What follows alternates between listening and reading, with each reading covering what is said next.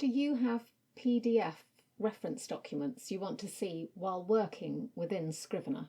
Hi, my name's Juliet, and there's a specific tool for that in Scrivener 3 for Windows. First, drag your PDF into the binder. Say the Scrivener manual, for example.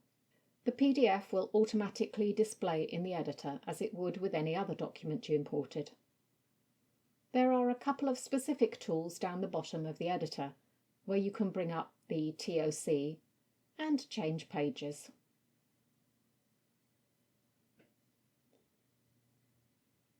If you want more options, you can go to View PDF Display, or you can also right-click on the document, which has a few more options.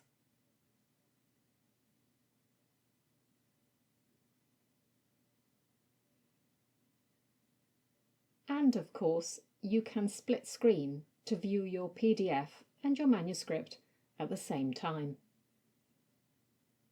If you want to know more about importing video, check out this video here.